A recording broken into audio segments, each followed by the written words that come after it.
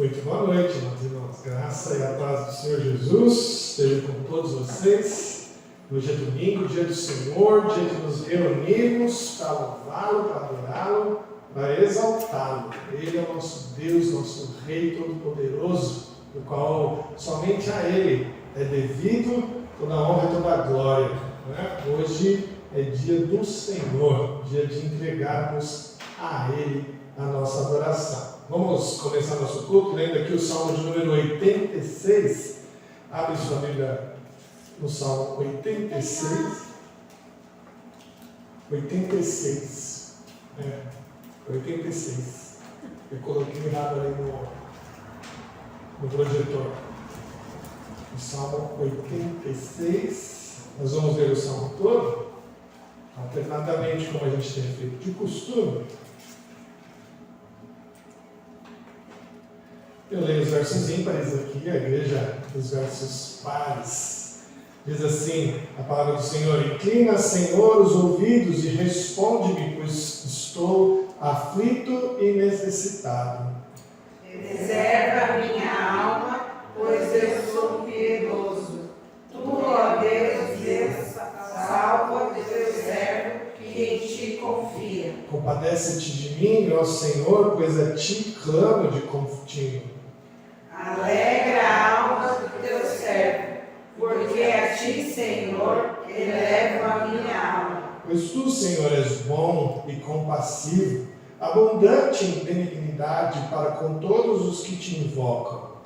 Escuta, Senhor, a minha oração e atende a voz das minhas súplicas. No dia da minha angústia, clamo a ti, porque me respondes. Não há Deus semelhante a ti, Senhor, e nada existe que se compare às tuas obras. Todas as nações que fizeste virão, prostrar-se-ão diante de ti, Senhor, e glorificarão o teu nome. Pois tu és grande e operas maravilhas, só tu és Deus. Ensina-me, Senhor, o teu caminho, e andarei na tua verdade. Dispõe meu coração para só temer o teu nome. Dar-te-ei graças, Senhor, Deus meu, de todo o coração, e glorificarei para sempre o teu nome. Pois grande é a tua misericórdia para comigo, e me livraste a alma do mais profundo poder da morte. Ó Deus, o soberbo se tem levantado contra mim, e um bando de violentos atenta contra a minha vida. Eles não te consideram. Mas tu, Senhor, és Deus, compassivo e cheio de graça, paciente e grande em misericórdia e em verdade. Volta-te para mim e compadece-te de mim.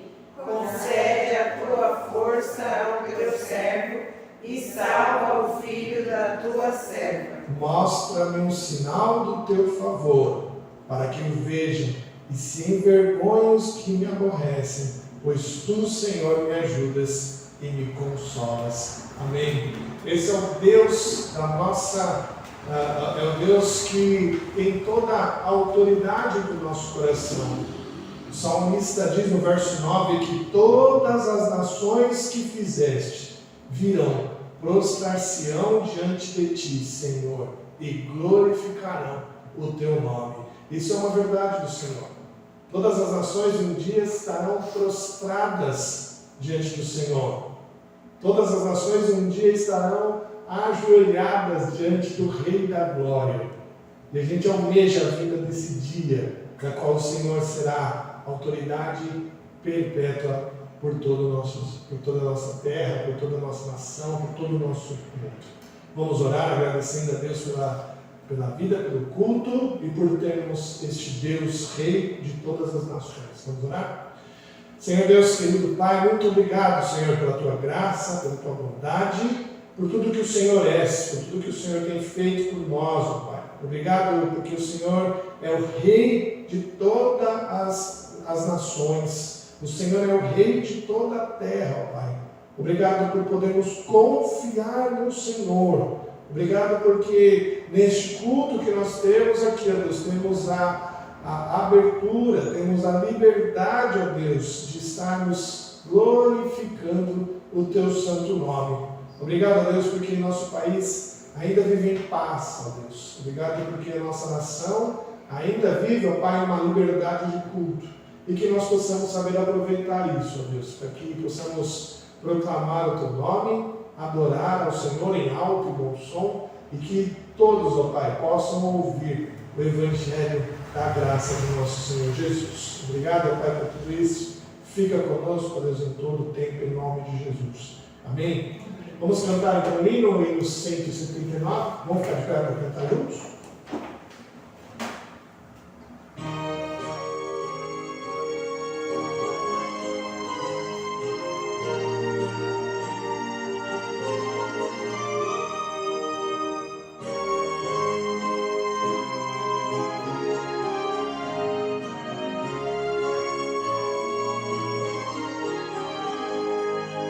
Saudamos, irmãos, em Cristo, lembrando que temos Cristo, nesses anos pelas lutas, tentações, atendidas foram nossas petições, toda glória seja o nome do Senhor, e de todos entoar o seu louvor.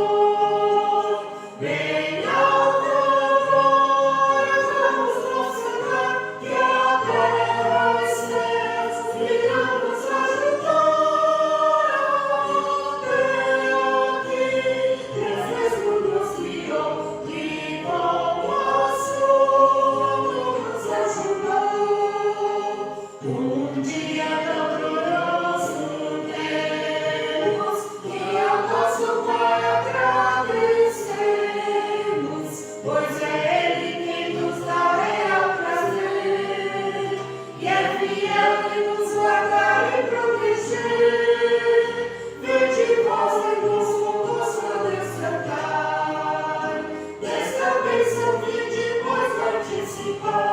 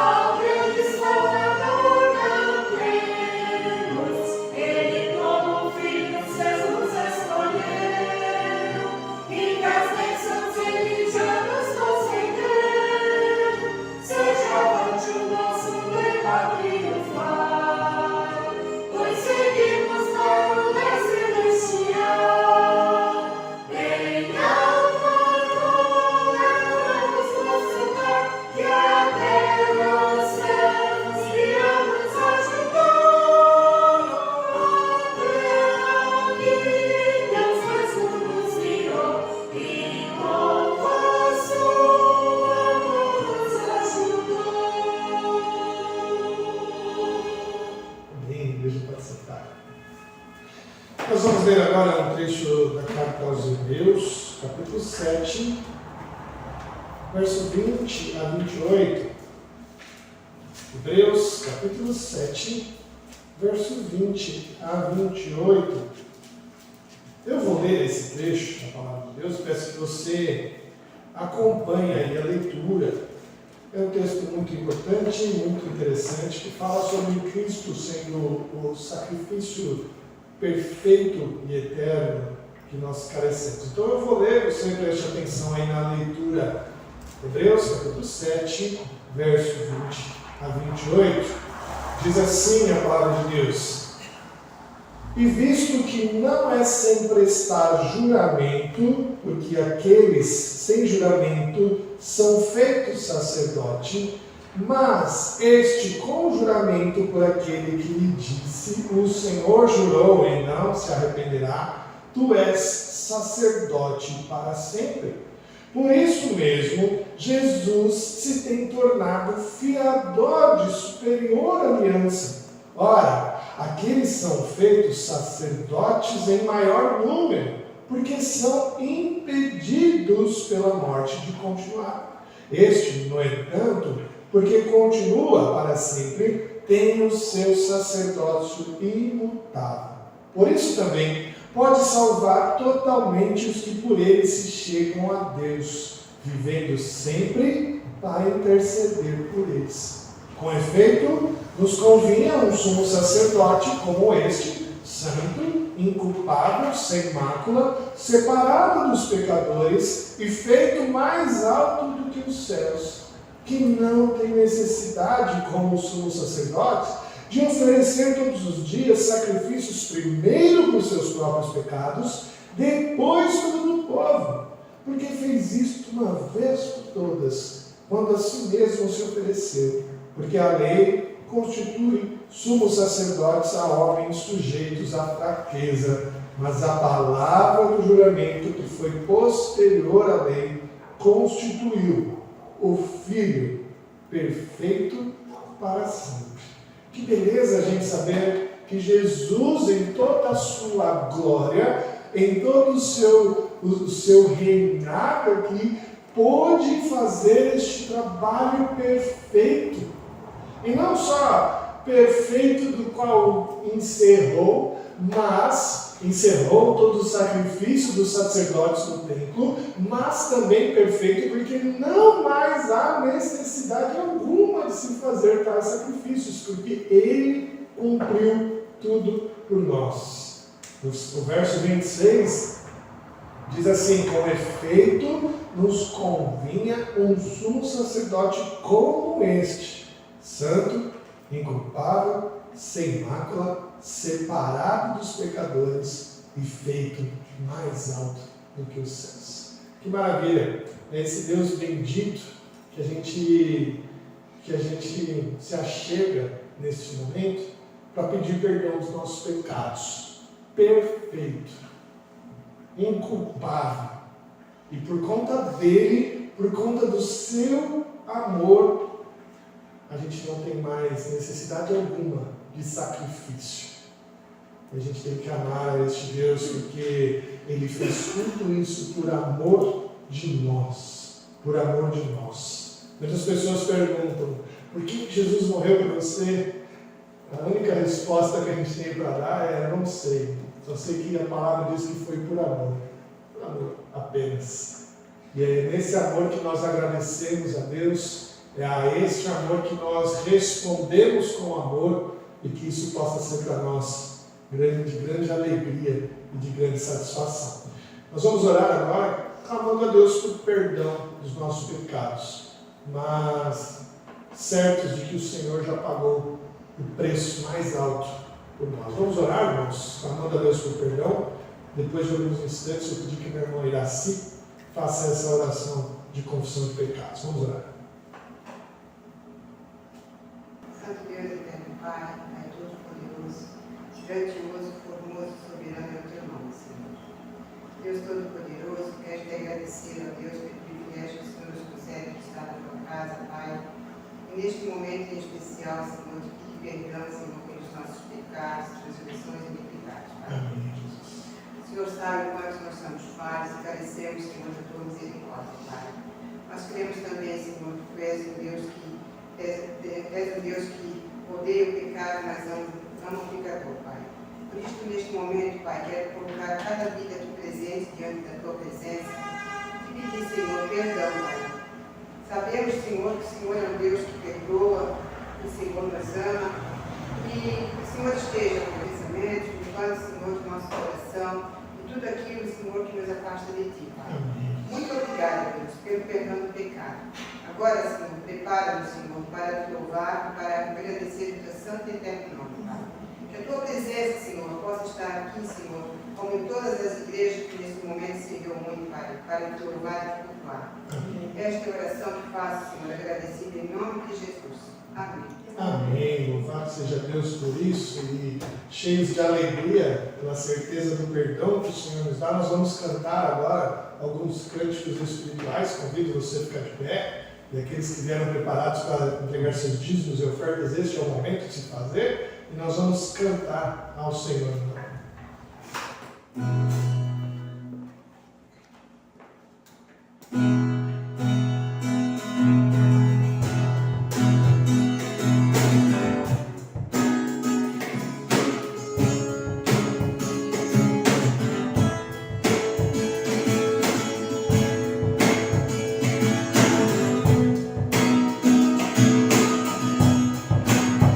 Os que confiam no Senhor são como fonte de Sião, que não se abalam, mas permanecem para sempre.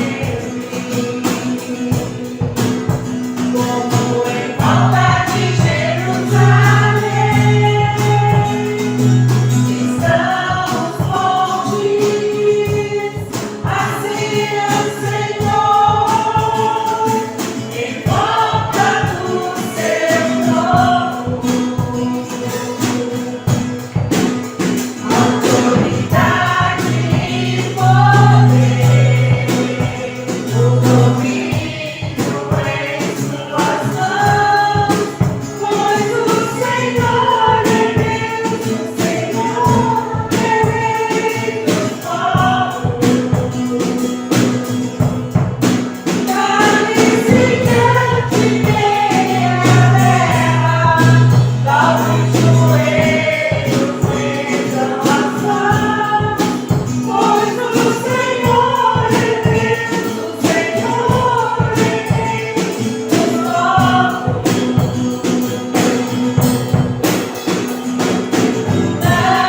Não dá, sem Jesus não dá. Não dá, sem Jesus não dá pra viver. Não dá, sem Jesus não dá. Não dá, sem Jesus não dá. Os que confiam no Senhor são como fontes de Sião, que não se abalam, mas permanecem para sempre. Como em volta de Jerusalém estão os montes, assim é o Senhor, em volta do seu trono.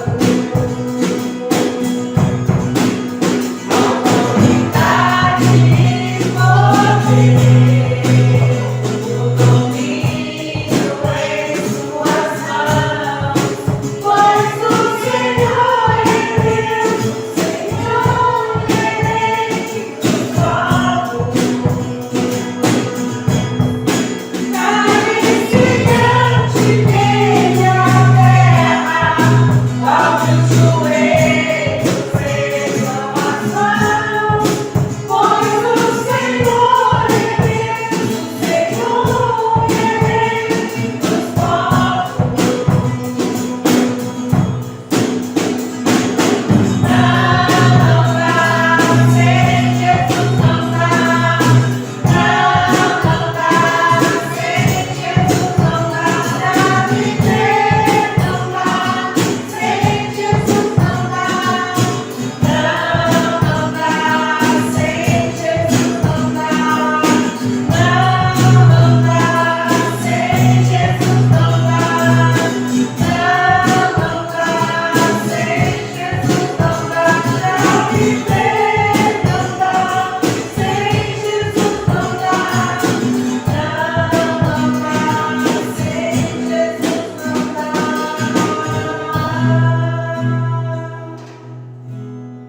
Muito bem, agora a gente vai cantar Ele é exaltado, né? O Rei é exaltado. É isso que nós temos pregado, falado acerca do nosso Senhor. Ele exaltado.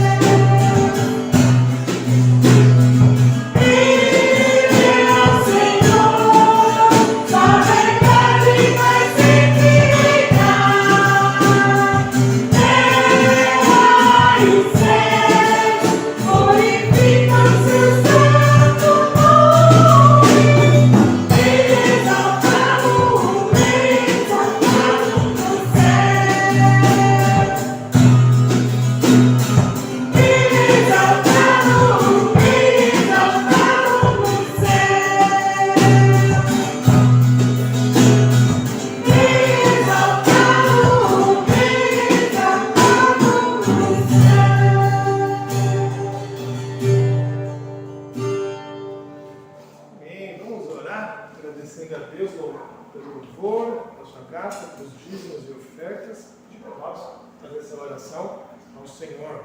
Senhor Deus, Pai querido, te agradecemos por poder louvar o teu nome, por poder estar na tua casa, pela oportunidade que nos tem de cultuar e louvar o teu nome livremente. Que o Senhor aceite o nosso louvor, seja para a honra e glória do teu nome. Te agradecemos pelos dízimos e ofertas que tem depositado aqui, que seja para a honra e glória do teu reino. Que isso seja investido no teu reino, que seja para a honra e glória do teu nome. Estamos devolvendo aquilo que o Senhor nos deu, devolvendo uma parte daquilo. O Senhor tem nos dado a saúde, tem nos dado o trabalho, tem nos dado a capacidade, a inteligência de produzir. Tudo é o Senhor que tem nos dado. O Senhor acompanhe cada momento desse culto, tudo seja para louvor ao teu nome, seja para engrandecer o nosso conhecimento sobre a tua palavra. Abra as nossas mentes, acalme os nossos corações, que nós possamos aprender e colocar em prática o que o Senhor tem nos ensinar nessa noite. O Senhor nos acompanhe em todos os momentos desse culto, isso que eu te peço em nome de Jesus. Amém. Amém. Hoje, de maneira excepcional, as crianças vão ficar aqui com a gente no momento da mensagem e nós vamos então partir para a mensagem de hoje. Estamos lá em Marcos, né? E ainda no capítulo 1, nós vamos passar para Marcos, capítulo 1, verso 21 a 40. Abra sua Bíblia comigo. Marcos, capítulo 1, verso 21 a 39, na verdade, né? 39. Marcos 21 até 39. O tema que eu tenho proposto para esse sermão, né, é a autoridade e o poder do rei. A autoridade e o poder do rei. Esse é o tema que nós temos aqui para este trecho da palavra de Deus, Marcos capítulo 1, verso 21 a 40. né? Bom, peço que você acompanhe a leitura da Palavra de Deus, que conta para nós algumas breves histórias sobre o Senhor.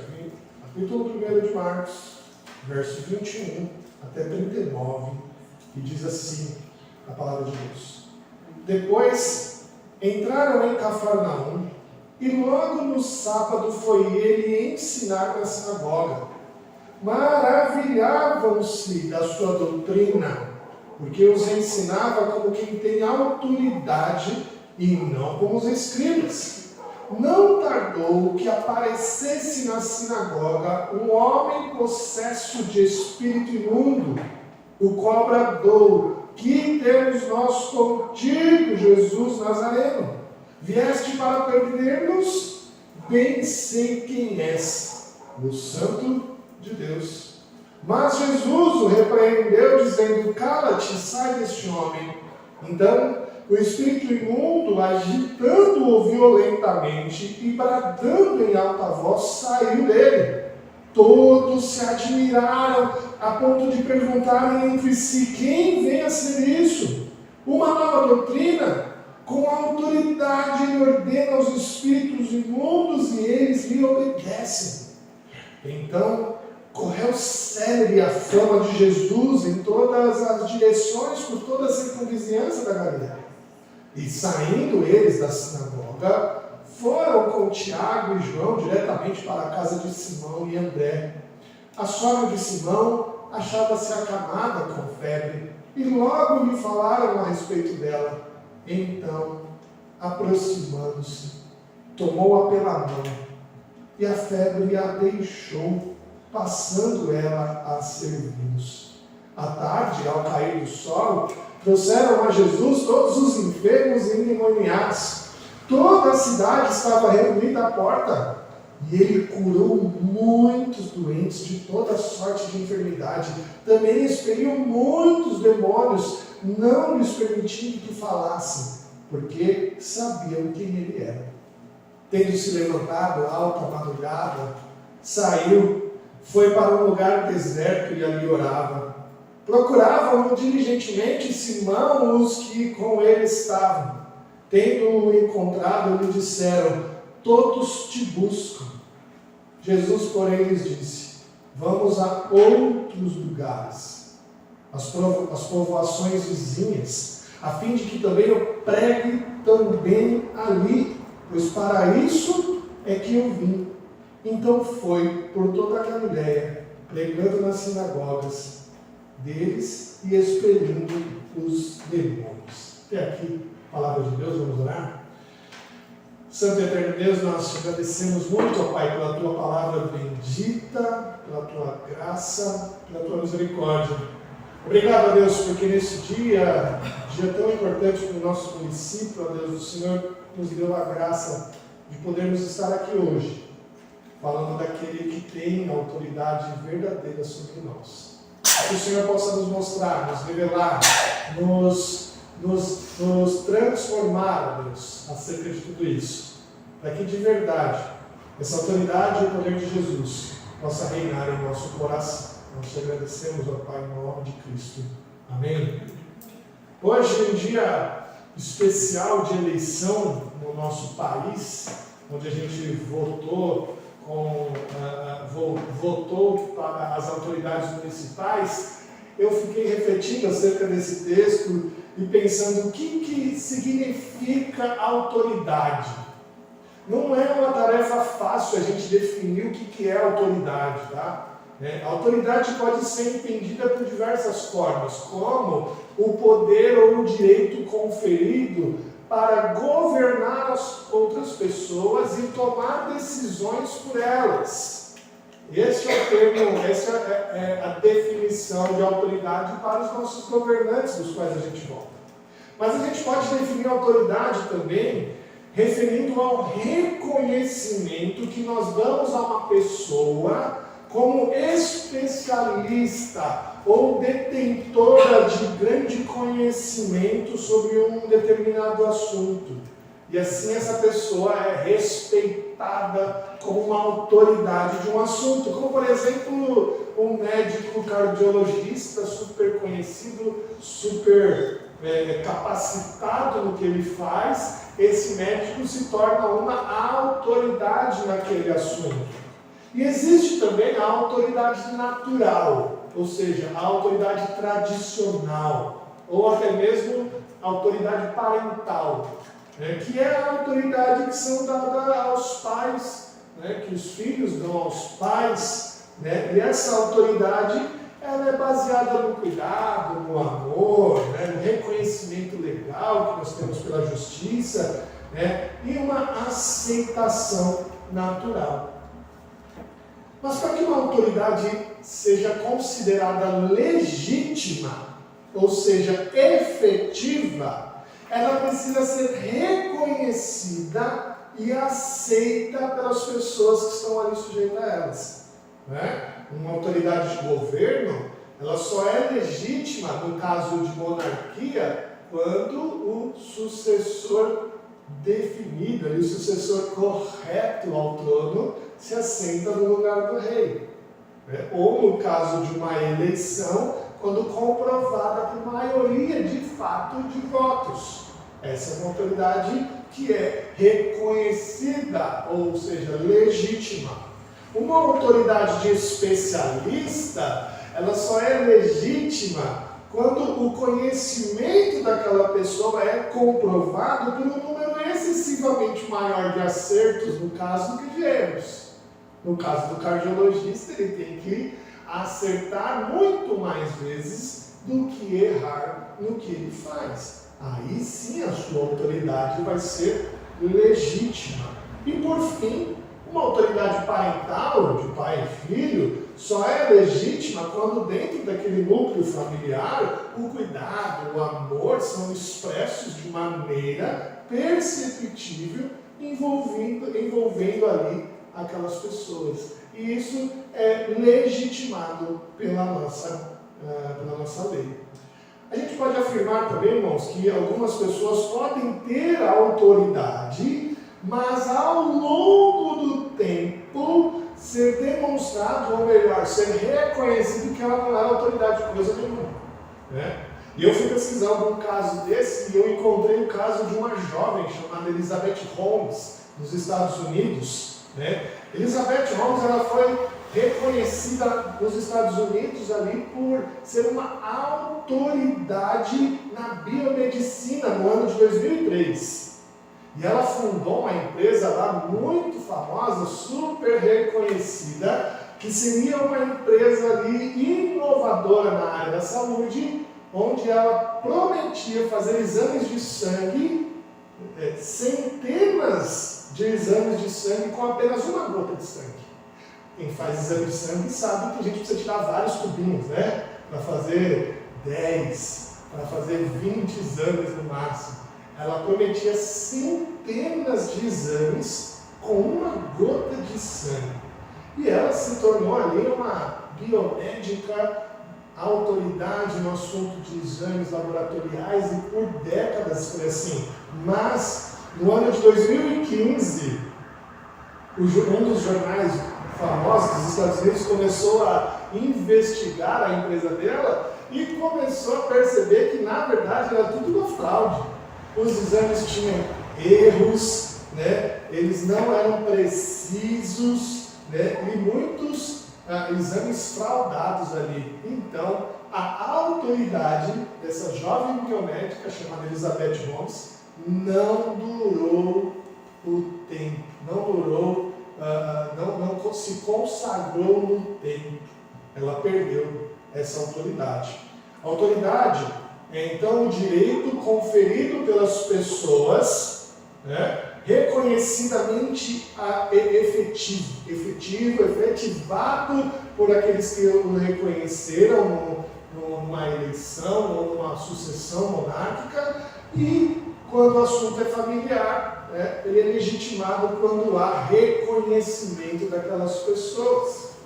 O Evangelho de Marcos quer nos falar, nesse trecho que a gente leu, sobre a autoridade legítima do Rei Jesus.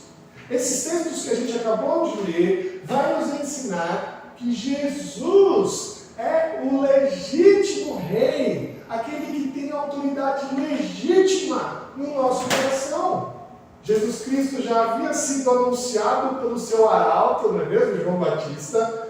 Jesus Cristo já havia sido ungido pelo Pai ali no batismo. Jesus Cristo já havia vencido Satanás no deserto, já havia convocado seus discípulos e súditos no mar da Galileia, mas, se você percebeu bem, tudo ocorrera meio que num aparente sigilo.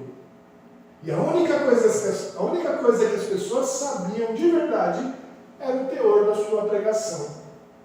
E para evidenciar, para legitimar o poder e a autoridade de Jesus, Marcos nos convida a passar um dia inteiro com Cristo, um dia inteiro com o Rei. E esse dia era um sábado, que ele passa na cidade de Cafarnaum. Todo esse texto que a gente leu, do verso 21 até o verso 39, é um dia, 24 horas na vida de Jesus. Um sábado, na nossa contagem moderna hoje, um sábado inteiro, 24 horas com Jesus. E Ele quer nos ensinar acerca dessa autoridade que foi legitimada nesse sábado. Cafarnaum estava localizado na costa norte do Mar da Galileia. E recebeu esse nome porque do hebraico, Kefer Naum significa vila de Naum, cidade de Naum. Era ali, Cafarnaum, era essa cidade. Era uma cidade bem próspera, uma cidade grande. Era um lugar excelente para pregar o Evangelho. Tinha muita gente passando por lá. Muitas pessoas iam lá fazer comércio. E Jesus escolheu aquele lugar para estar. Era muito interessante. Possuía até mesmo um ponto alfandegário ali, de tanto comércio que era feito. Havia importações, havia exportações. A maioria dos habitantes ali eram judeus, trabalhavam com a pescaria, eram fazendeiros, eram artesãos, comerciantes, e eles exportavam sua mercadoria, eles importavam muita coisa. Existia um porto em Cafarnaum de pedras que tinha 2.500 pés ao longo do Mar da Galileia, um lugar excelente para fazer negócio. Existia ali também, para garantir a segurança de Cafarnaum, uma guarda romana, que ajudava a proteger o comércio da época ali. Cafarnaum era uma cidade próspera, uma cidade grande, e excelente para Jesus começar a pregar o Evangelho. Marcos nos diz aqui que a primeira coisa que Jesus foi fazer neste sábado foi ir para uma sinagoga. Olha só, o verso 21 deixa bem claro que foi ele ensinar na sinagoga. As sinagogas eram locais de reunião dos judeus. Os sacrifícios, toda a parte da religião judaica era feita lá no templo, somente no templo. Mas enquanto eles não iam ao templo, que eles iam, na verdade, nas festas até o templo, eles se encontravam no sábado para se reunir nas sinagogas, ler a lei, estudar sobre a lei e falar sobre ela. A gente pode observar lá em Lucas, capítulo 4, verso 16, que era um costume de Jesus de ir na sinagoga. Então Jesus, desde muito cedo, ia à sinagoga frequentemente. E é por isso que nesse texto de Marcos, ele diz que ele foi ensinar. Porque quem ensinava no sábado não era ali o líder da sinagoga. O líder da sinagoga, ele lia o texto bíblico e alguém era convidado a ensinar. Alguém que tinha mais jeito para isso, alguém que tinha mais conhecimento para isso. E quando Jesus entrou ali, ele sabia da fama do conhecimento de Jesus. As sinagogas, meus irmãos, elas eram utilizadas na semana como escolas da lei de Deus. Era uma formação de rabinos ali. Na semana, os homens importantes da cidade, que eram formados como rabinos, eles eram uma espécie de judiciário da cidade. Então, na sinagoga, aqueles homens sábios que estudavam a lei de Deus, julgavam os casos da cidade ali. Eram homens importantes que se reuniam ali. Eram homens que se preocupavam com a lei. Eram homens que se preocupavam com a justiça. Eram homens que se preocupavam com a lei de Deus. E estavam ali, reunidos, e escolheram Jesus para ouvir falar. Homens importantes, homens que eram reconhecidamente líderes, dotados de autoridade de Cafarnaum, escolheram Jesus para ouvir. Aquele povo começa a ouvir o Rei Jesus ensinando, e o texto diz que eles maravilhavam-se da sua doutrina. O texto diz que eles ficaram maravilhados. Maravilhados aqui significa realmente espantados, incrédulos de surpresa, porque eles compararam Jesus, saiba disso, né? Não tinha outro tipo de autoridade de ensino na época, não havia escolas, não havia faculdades, não havia esse tipo de ensino na época. O único tipo de ensino que havia era o ensino das sinagogas. Então, eles estavam comparando Jesus com aqueles rabinos que ensinavam a lei de Deus ali naquele lugar. E eles estavam ali perplexos pela fala de Jesus. Porque ele estava ensinando como quem tem autoridade, e não como aqueles escribas que lhes falavam da lei. Ele não ensinava como os escribas. Os escribas estavam ali ensinando um texto que não era deles. E quando os escribas ensinavam, é interessante, eles usavam outros escribas. Olha, isso aqui que foi dito aqui no texto sagrado, o escriba fulano de tal disse isso, o outro escriba disse aquilo. E ele ficava apontando os outros escribas que haviam interpretado aquele texto assim, sobre aquele texto até cansar. Eles ensinavam como quem não tem compromisso com aquele povo. Muitas vezes eles ensinavam trivialidades da vida. Muitas vezes eles ensinavam algo que não correspondia à realidade. Eles eram falsos, não diziam a verdade e ficavam presos, muitas vezes, em suas tradições. Mas o ensino de Jesus era completamente diferente. Jesus ensinava como quem tem autoridade. Porque Jesus era o autor do texto, como aquele que havia ditado o texto, como o criador daquela matéria. Por isso sabia exatamente do porquê dela ter sido escrita. Ele entendia corretamente o valor daquele texto. Ele não precisava de apoio de ninguém, de nenhum outro escriba para ensinar o texto, porque ele havia redigido aquele texto. E o povo reconhecia que o seu ensinamento era verdadeiro, porque ele falava a verdade, não só porque ele conhecia a verdade, mas como João bem disse, não é? Como João descreveu Jesus falando, né? Eu sou a verdade, eu sou o caminho, a verdade e a vida. É isso que Jesus é. Ele não vai ensinar para nós apontando outras pessoas, ele não vai ensinar sobre trivialidades da vida, e muito menos sobre falsidades da vida, como ensinava os escribas. Ele vai ensinar como quem tem a autoridade do nosso coração, como aquele que sabe do porquê desse texto ter sido escrito. E assim, meus irmãos, Jesus foi reconhecido pela mais alta autoridade daquela cidade, porque provara ser detentor real de todo conhecimento. Ele provou para aqueles homens que ele conhecia de verdade aquele texto. Ele provou para aqueles homens que ele sabia do que estava dizendo, do porquê desse texto ter sido escrito. E aquelas autoridades ali ficaram maravilhadas do que Jesus estava pregando. Como que ele conhecia isso?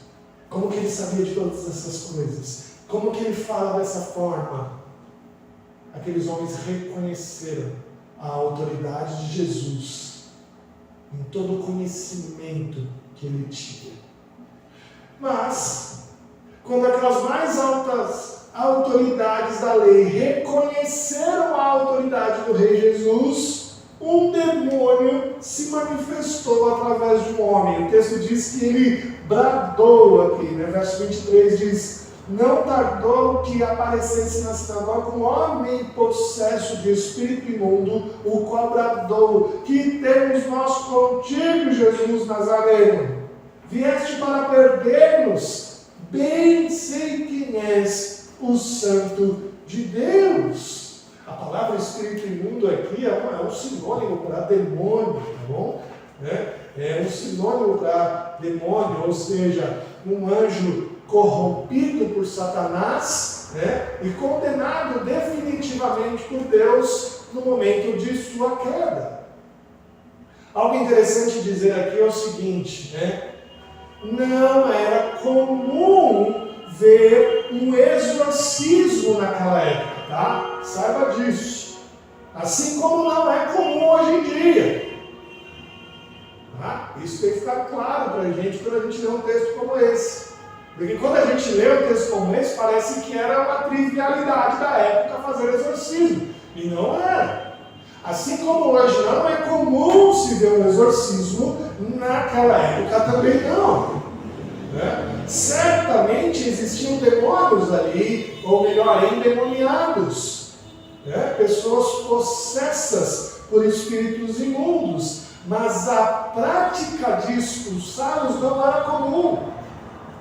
Um estudioso do assunto, chamado E.F. Kirchner, ele juntou uma grande quantidade de documentos acerca deste assunto do primeiro século, e ele começou a estudar e ler acerca disso, e ele concluiu algo muito interessante, que muito se falava disso.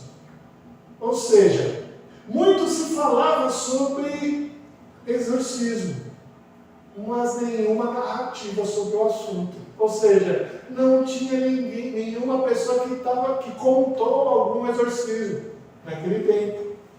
Ele diz que existiam alguns personagens da qual ele não sabe se eram reais ou não, se eram personagens lendários, mas que esses personagens que ele consultou na literatura da época, esses personagens lidavam com os demônios. Ou seja, ele falava com eles. Ele não sabe se esses personagens eram reais ou não, mas ele, na sua pesquisa, ele viu que eles tratavam com os demônios, falavam com eles, mas nunca um exorcismo. Nunca um exorcismo. E ele diz que o único exorcismo registrado do primeiro século é o de Jesus. Outra coisa importante para ser dita também aqui nesse momento é que os demônios não gostam de ser descobertos.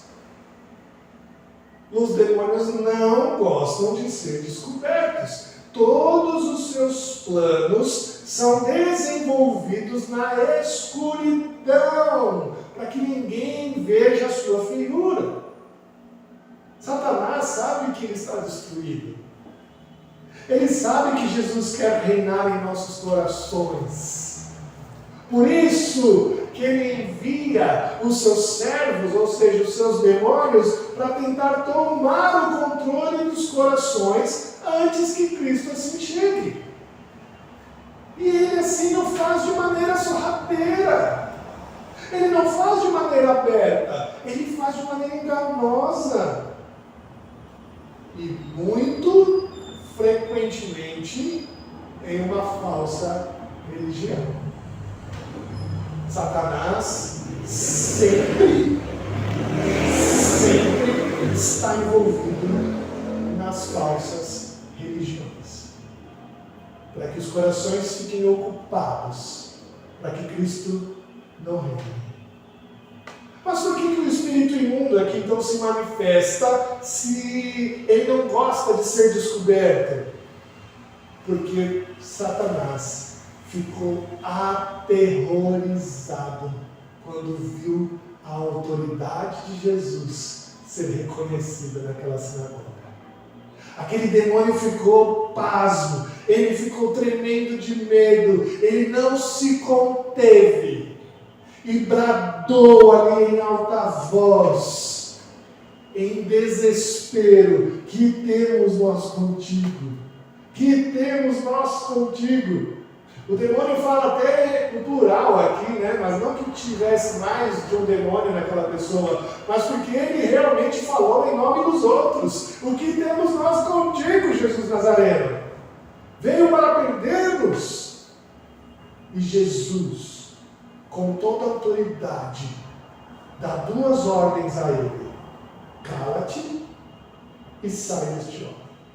A primeira ordem de Jesus é para ele ficar quieto. O espírito imundo havia reconhecido Jesus. Enquanto os escribas e fariseus estavam se perguntando: quem é este homem? Enquanto os escribas e fariseus falavam: quem é este que fala com autoridade? O próprio demônio diz: eu sei quem tu és. O Filho, o Santo de Deus. A primeira ordem de Jesus para ele é: cala-te. Não porque ele estava mentindo. Ele estava falando a verdade. E ele estava falando a verdade ainda em gritos, bradando. Mas Jesus não queria ser reconhecido pelas hostes malignas. Jesus tinha outro plano para ser reconhecido. Ele queria ser reconhecido pela pregação do Evangelho através da igreja. E era para os demônios ficarem calados embaixo da sua autoridade. E a segunda ordem que foi dada a esse homem é: saia dele, sem nenhum alarde, sem nenhuma batalha com o demônio, sem nenhum ato místico. O demônio foi expulso unicamente pela autoridade da palavra de Jesus. Assim, o Senhor deixa claro para nós e para os leitores de Marcos que os corações seriam libertos para receber o Evangelho. A atividade missionária que o Senhor Jesus tinha dado aos discípulos anteriormente, quando Jesus disse que eles seriam pescadores de homens, seria concluída, seria possível de se fazer, porque Jesus iria libertar os corações dos homens. Satanás não iria mais ter autoridade nos nossos corações. Satanás não teria mais autoridade naqueles que seriam escondidos, seriam tapados por Satanás pelos seus enganos. Jesus diz que ele libertaria estes homens. E Jesus faz isso com ele. A atividade missionária teria poder, teria sucesso por causa da autoridade de Jesus Cristo. E assim a Bíblia diz no verso 27 que todos se admiraram. Todos se admiraram. Não era algo comum de se ver um exorcismo. Era algo dificílimo de ser visto. E todos se admiraram. Todos aqueles escribas, autoridades de Cafarnaum, ficaram pasmos, ficaram impactados com o que viram, literalmente espantados, eufóricos. Tanto a autoridade de Jesus no conhecimento, quanto a autoridade de Jesus sobre os seres espirituais, ficou claro para eles. Ficou evidente. Jesus estava legitimando a sua autoridade, tanto no conhecimento, quanto na vida espiritual. Fica claro que as pessoas não entenderam muito bem o que tinha acontecido ali. Eles estavam profundamente impressionados dentro daquela sinagoga. Eles estavam profundamente entorpecidos com tudo que tinha acontecido ali, com tudo que eles tinham presenciado ali, com todas as palavras de Jesus. E eles discutiam entre si sobre o que havia acontecido, mas não achavam uma resposta.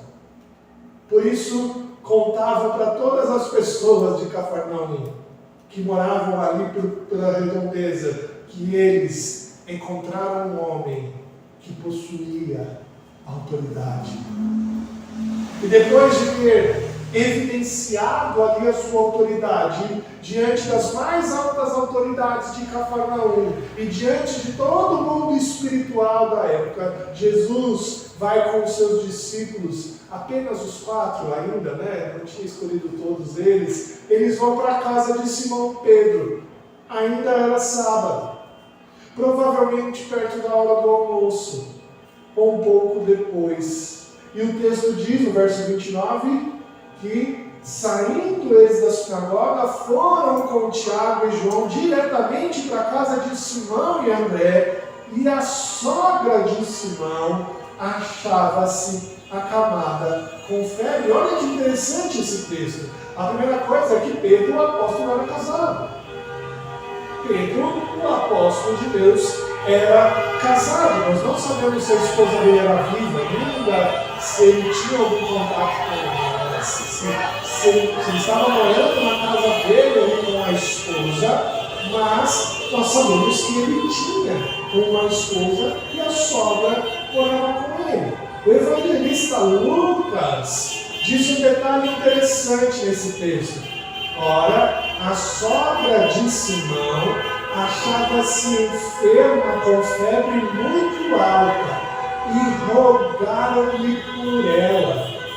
Interessante de Lucas, que a gente não percebe muito bem aqui em Marcos, é que os 4, os discípulos, pediram para Jesus ajudá-la. Pediram para Jesus para que Jesus fizesse alguma coisa.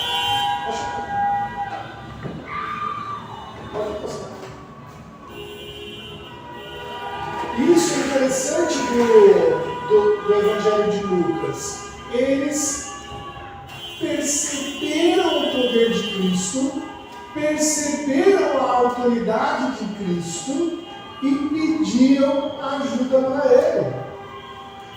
Eles ainda estavam impactados por tudo que tinha acontecido na sinagoga. Jesus estava sendo reconhecido, legitimado como autoridade no conhecimento, reconhecido como autoridade no mundo espiritual, e os discípulos perceberam: ele é alguém de autoridade, de poder. E eles então pedem de uma maneira muito singela que Jesus fizesse alguma coisa. E de uma maneira muito cheia de compaixão, não é mesmo? Jesus se aproxima, pega a sogra de Pedro pela mão e cura a doença daquela mulher. O texto diz que não houve feitiço nenhum, não houve nenhum ato místico, não houve óleo, não houve nenhuma palavra mágica. A única coisa que Jesus fez foi pegar aquela mulher pela mão, cheio de compaixão, e curou ela, apenas com o poder da sua vontade. E assim, a desconfiança dos discípulos de que ele era um homem cheio de autoridade foi desfeita. Não tinha mais desconfiança nenhuma. Agora era tudo uma confiança. Jesus tinha autoridade em todo conhecimento, em toda verdade. Jesus tinha autoridade em todo o mundo espiritual na época. E agora os discípulos puderam ver, juntamente com a sogra de Pedro, que ele tinha autoridade sobre todo o mundo material também. A sogra de Pedro então passa a servi-los. Aqui é interessante porque muitas pessoas acham estranho esse texto, né? E é claro que essa palavra não tem nenhuma conotação de subserviência ou de inferioridade das mulheres, nada disso. A única coisa que o texto diz é que ela começou a servir assim como todos ali eram servos. Os discípulos eram servos de Jesus, a ela também passou a ser serva dele, e certamente ali era meio que hora do almoço, e ela começa ali a servir o almoço para eles. Servir é o caminho de Jesus, meus irmãos. Servir é o caminho de todos que seguem a Jesus, nós somos servos dele, e ela passou a ser uma serva de Jesus. Essa é a característica daqueles que são discípulos. Essa é a característica de todos aqueles que têm Jesus como Rei do nosso coração. Eu não sei como, mas um ato de cura aconteceu na casa de Pedro, que somente os moradores ali daquela casa viram, tomaram ciência do que tinha acontecido. O ato de exorcismo e o ato de reconhecimento da autoridade de Jesus na sinagoga, tudo bem, muita gente viu. Mas a cura, somente os discípulos e a própria sogra de Pedro viu. Mas alguém ali contou para toda a cidade. E o texto diz que ali se juntaram muitas pessoas. Ao cair do sol, para o judeu ali terminava o sábado. Na contagem de tempo do judeu, ali terminava o sábado. Por isso que naquele momento as pessoas vieram até Jesus para não quebrar o sábado, para não descumprir o dia de descanso.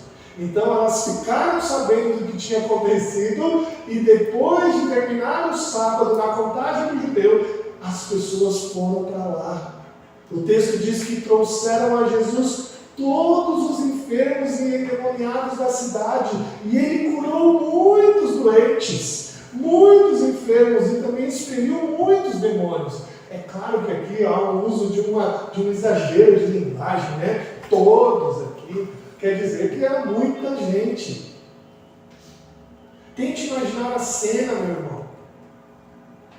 Não era uma cidade pequena, não, era uma cidade próspera. Tinha muita gente.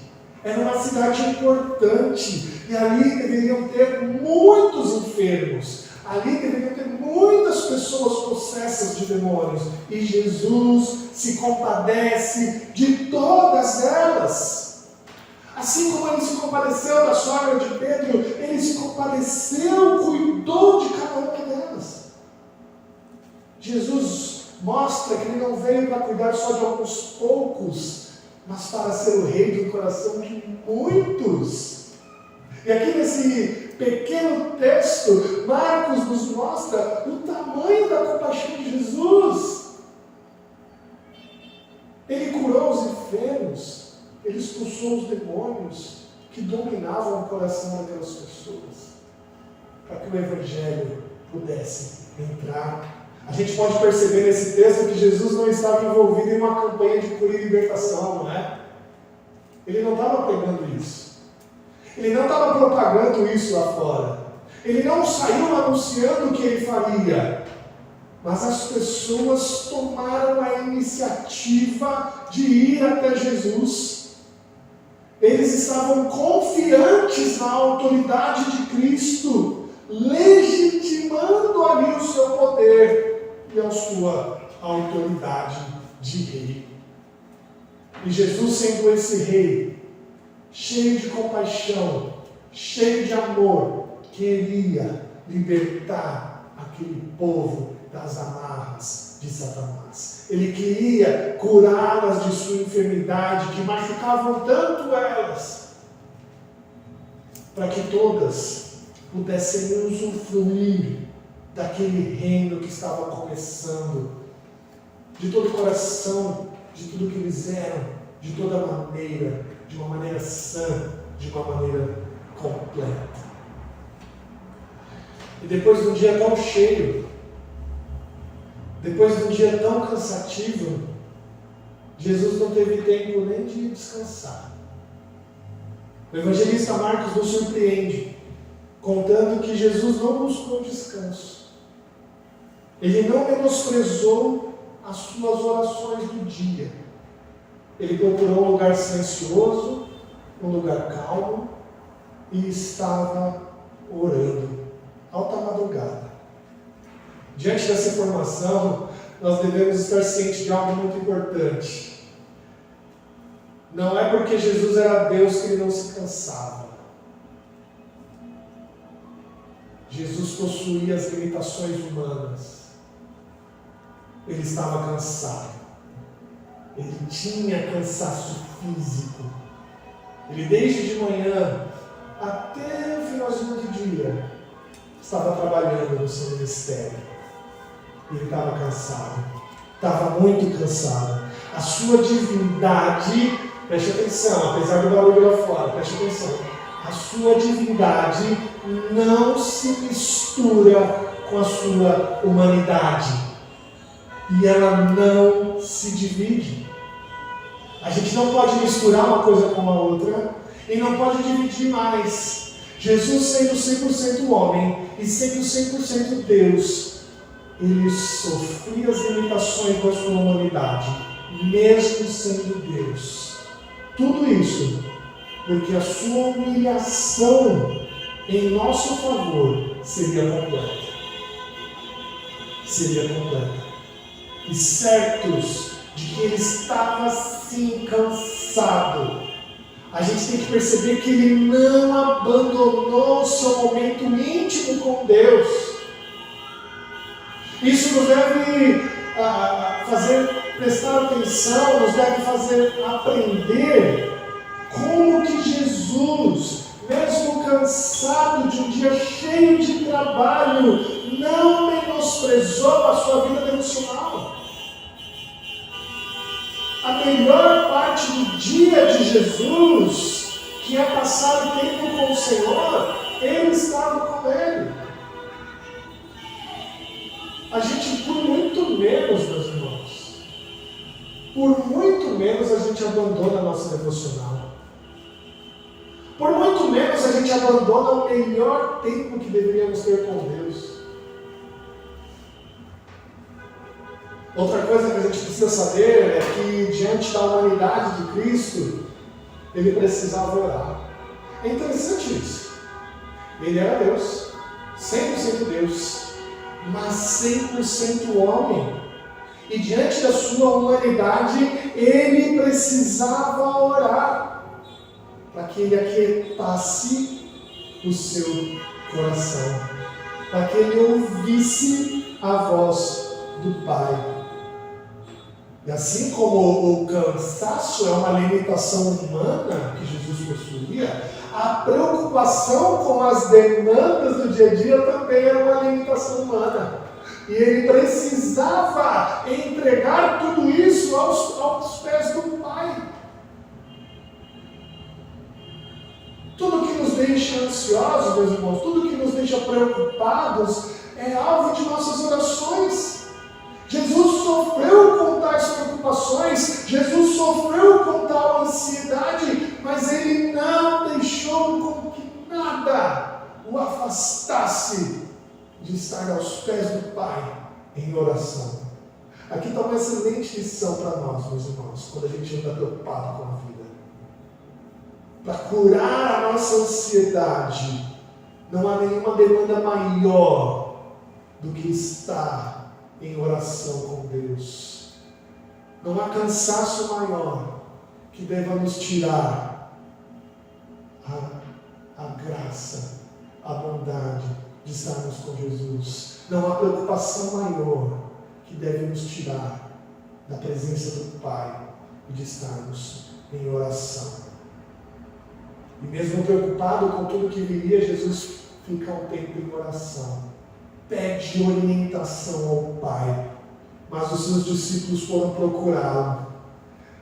Talvez houvesse chegado mais enfermos ali, né? Talvez tivesse chegado mais endemoniados. A gente não sabe por quê, mas a única coisa que eles dizem é: todos te buscam. Você não concorda comigo que isso deveria ser o maior privilégio de um pregador? Está todo mundo te buscando, todo mundo querendo ouvir o teu ensino, todo mundo querendo ouvir a tua sabedoria, todo mundo querendo te ver por causa das curas. Para Jesus isso deveria ter soado de uma maneira tão maravilhosa, né? Todos te buscam. Porém, Jesus ensina outra coisa maravilhosa aqui. Ensina para nós e ensina para os seus discípulos também, que entusiasmo não deve ser confundido com fé. Entusiasmo não deve ser confundido com fé. O objetivo de Jesus não era de curar, não era de expulsar os demônios. O objetivo de Jesus era pregar o Evangelho. O objetivo de Jesus ali em Cafarnaum já deveria ter sido alcançado. A pregação do Evangelho já foi feita. As pessoas já ouviram falar do Evangelho ali. Jesus entendeu que o seu papel ali já tinha sido cumprido. Agora havia uma necessidade de ir para fora de Cafarnaum, de ir para os outros lugares. E assim Jesus demonstra para os seus discípulos que ele possuía autoridade não só ali, mas a sua autoridade estava por todo o mundo. E então eles deveriam seguir o caminho, pregando o Evangelho, sendo pescadores de homens. O que a gente tem que aprender com isso, meus irmãos?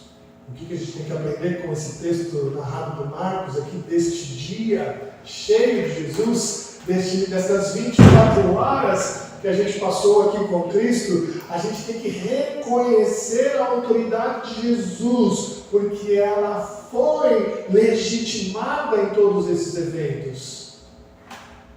Jesus mostrou para nós aqui que ele tem autoridade em todo conhecimento, que ele tem autoridade em todo mundo espiritual, que ele tem autoridade em todo mundo material, e ele tem autoridade em todo mundo. Tem autoridade sobre tudo e sobre todos. E a sua autoridade nunca foi abalada ao longo do tempo. Porque até hoje, ele se compadece dos enfermos. Até hoje, ele liberta os oprimidos e cativos. E ele revela a sua verdade aos que estão sendo enganados. O que nós devemos nos perguntar é se já nos entregamos a essa autoridade. O que a gente tem que se perguntar é se de fato a gente entregou o nosso coração a toda a autoridade de Jesus. Sabe por que a gente tem que se perguntar isso? Volte a sua Bíblia um pouquinho para Mateus capítulo 11, verso 20. Mateus. Quero que você leia comigo esse texto. Capítulo 11. Verso 20. Diz assim: passou então Jesus a increpar as cidades nas quais ele operara numerosos milagres pelo fato de não se terem arrependido. Ai de ti, Corazim! Ai de ti, Betsaida! Porque se em Tiro e Sidom se tivessem operados os milagres que em vós se fizeram, há muito que elas se teriam arrependido com pano de saco e cinza. E contudo vos digo, no dia do juízo haverá menos rigor para Tiro e Sidom do que para vós outros. Tu, Cafarnaum, ele vai tirar porventuras até o céu, descerá até o inferno. Porque se em Sodoma se tivesse operado os milagres que em ti se fizeram, teriam ela permanecido até o dia de hoje. Digo-vos, porém, que menos rigor haverá no dia do juízo para com a terra de Sodoma do que para contigo. Que tristeza para Cafarnaum. Que tristeza.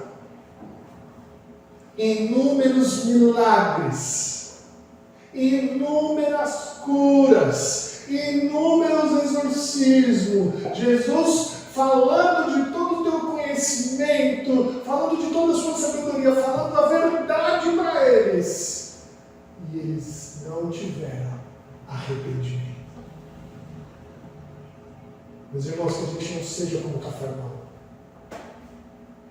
Que possamos entregar de fato as nossas vidas ao Rei Jesus. E que o nosso destino seja diferente do de Cafarnaum. Porque se a gente permitir que Jesus tenha autoridade sobre nós, se a gente permitir que Jesus tenha poder de ação no nosso coração, no final da nossa vida, certamente, o nosso destino será até os céus. Que a gente possa se colocar diante de Cristo, que a gente possa se colocar diante do Rei Jesus e sim permitir que Ele tenha autoridade e poder sobre nós. Que Deus assim nos abençoe, nos dê a sua graça. Nós vamos agora celebrar juntos a Santa Ceia do Senhor.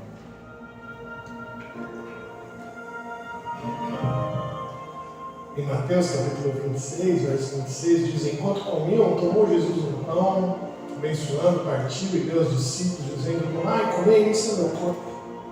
Em seguida tomou um cálice, tendo dado graças, deu aos discípulos, dizendo: bebei dele todos, porque isso é meu sangue, o sangue da nova aliança, derramado em favor de muitos para a remissão de pecados. E digo-vos que desta hora em diante não beberei deste fruto da videira até aquele dia em que eu hei de beber um novo convosco no reino de meu Pai.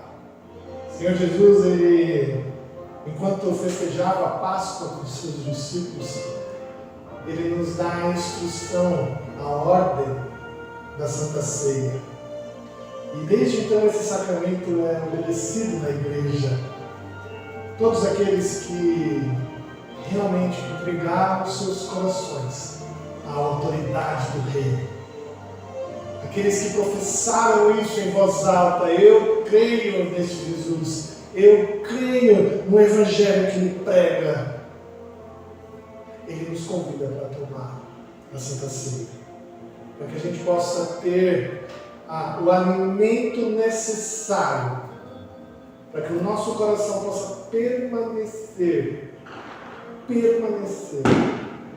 um coração do qual o Senhor reina. Não é fácil ter uma vida toda deixando Cristo reinar. De vez em quando a gente quer reinar um pouco. De vez em quando a gente quer deixar a nossa carne reinar. Mas o Senhor Jesus promete que diante da Santa Ceia Ele nos traz o alimento necessário para que isso não aconteça. Nós vamos clamar a Deus agora, para que Ele possa alimentar o nosso coração em tudo que a gente carrega. Vamos orar? Senhor Deus querido e eterno Pai, obrigado, Deus, que o Senhor tem conduzido, Deus, os nossos corações em tudo que o Senhor tem feito por nós. Ó Pai, continue reinando em nosso coração. Continue reinando, ó Pai, na nossa vida. E que possamos, ó Deus, evidenciar que o Senhor reina em nós, ó Deus, com atitudes diferentes, obedecendo a Tua palavra, amando o nosso próximo, amando o inimigo, ó Deus, do qual o mundo sempre diz para a gente menosprezar. Que a gente possa demonstrar para o mundo lá fora que o Senhor reina em nós, ó Deus, quando nós obedecemos o que o Senhor diz, quando nós fazemos o que o Senhor manda ser feito.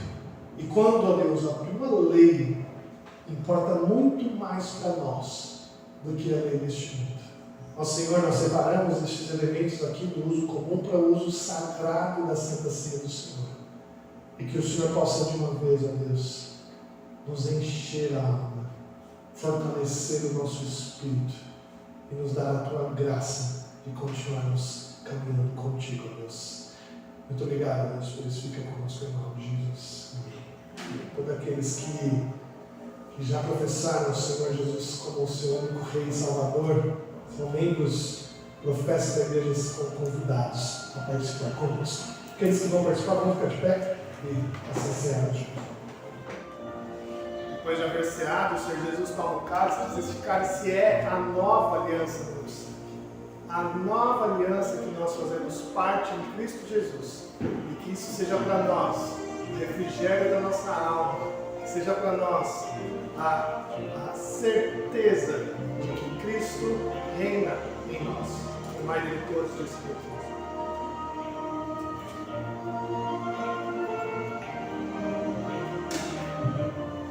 Amém. Vamos ficar de pé todos, cantar amém?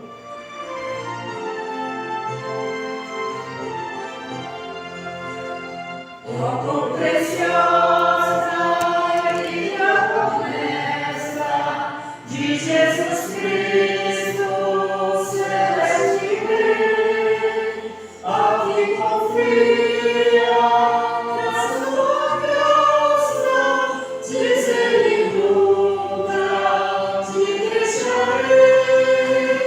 Oh, não temas, oh, não temas, pois eu contigo sempre serei. Oh, não temas, porque eu nunca te deixarei. Para remir-te veio meu sangue, vem sem demora, pois te chamei. Meu para sempre, tu és agora, nunca sem nunca te deixarei. Oh, não temas, pois eu contigo sempre serei. Oh, não temas, porque eu nunca te deixarei.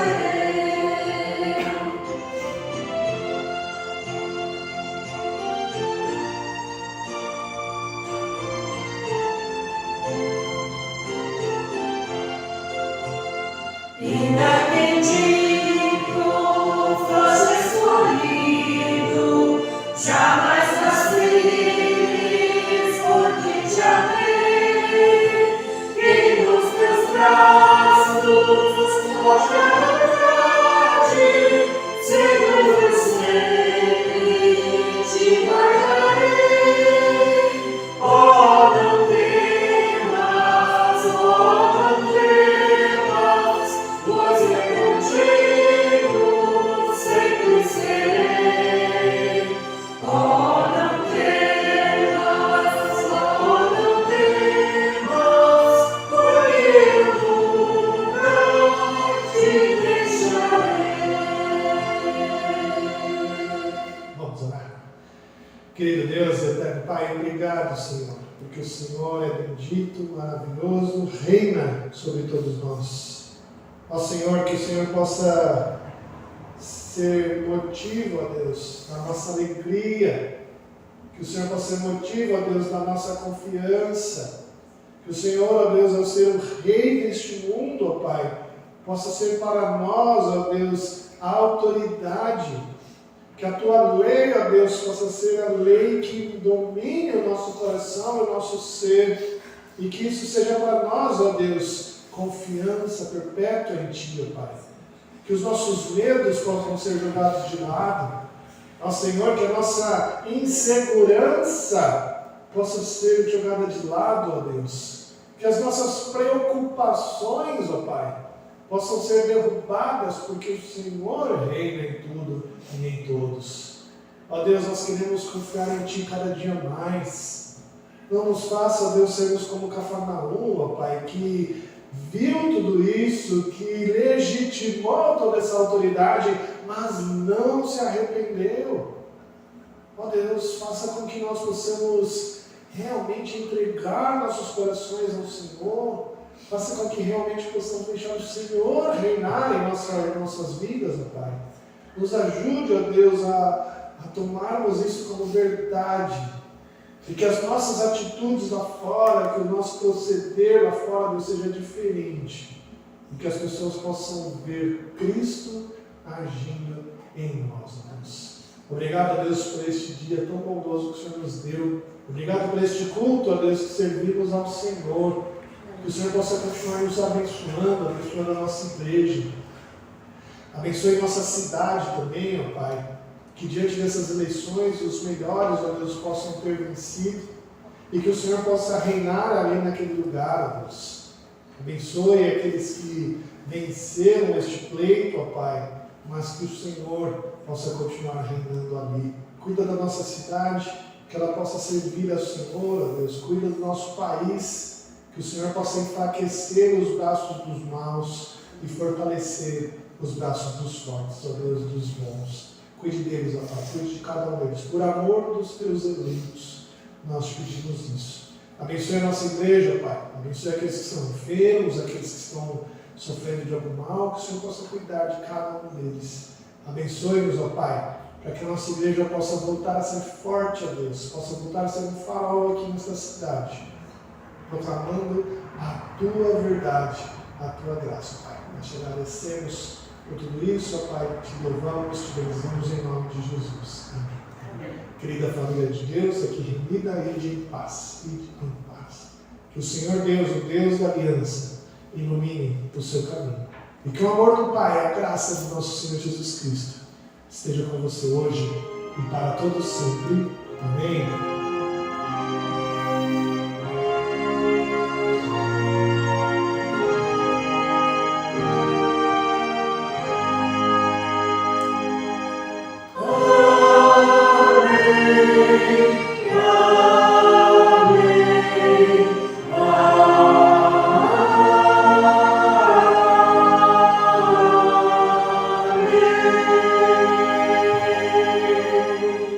Pode sentar, irmãos.